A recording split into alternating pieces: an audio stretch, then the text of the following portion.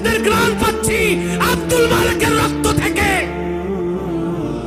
যে বাংলাদেশে অসংখ্য মানুষ ইসলামী রাষ্ট্র প্রতিষ্ঠার জন্য রক্ত দিয়েছে, ফাঁসিতে ঝুলেছে, জেল জুলুম বরদাস্ত করেছে, সেই ইসলামী রাষ্ট্রের আদর্শের বাইরে যে কাউকে ইসলামের নামে রাজনীতি করতে দেওয়া হবে না বাংলাদেশে। উম্মতে মুহাম্মাদিকে রাষ্ট্র এমন কিছু মানুষের মুখে যা আমাদের ভাবতে লজ্জা হয়।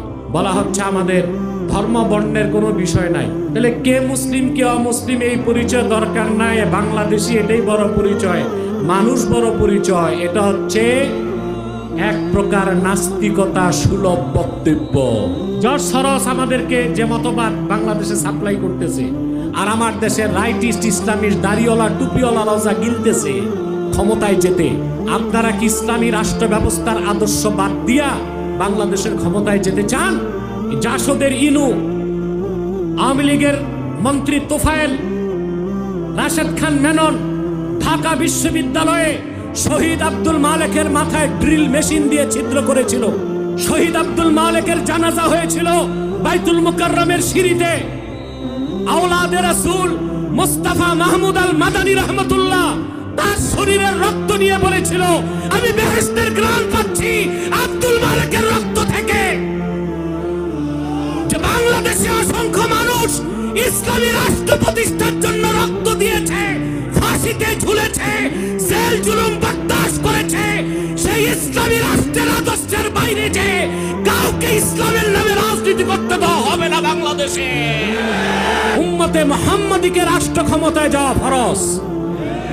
রাষ্ট্র ক্ষমতায় যে শরীয়ত মোতাবেক তারা সৎ কাজের আদেশ করবে, অসৎ কাজে বাধা দিবে, ঠিক কিনা বলেন? অতএব মুসলমানের রাষ্ট্র ব্যবস্থার মূল আদর্শ হবে তারা সংসদ, পার্লামেন্ট, মন্ত্রী পরিষদ, আদালত, ব্যবসা প্রতিষ্ঠান, সেক্রেটারিয়েট, বিশ্ববিদ্যালয় সব জায়গা পরিচালনা করবে কোরআন ও সুন্নাহর আইন দিয়া, মানব রচিত কোনো আইন দিয়ে নয়। অতএব আমাদের বাংলাদেশ নামক রাষ্ট্রকে প্রতিষ্ঠার ক্ষেত্রে আদর্শ থাকবে কি থাকবে না, সেটা Plato, Archimedes, Abraham Lincoln, George Washington, Karl Marx, Lenin, Stalin, George সরস তাদের রাজনৈতিক আদর্শে বাংলাদেশ হবে না। আল্লাহর আখিরি নবী মুহাম্মদ সাল্লাল্লাহু আলাইহি ওয়াসাল্লাম ১৫০০ বছর আগে যে পরিপূর্ণ দ্বীন আমাদেরকে দিয়ে গিয়েছেন, সেই দ্বীনের আলোকে শরিয়া আইনে বাংলাদেশ আমরা গঠন করতে চাই।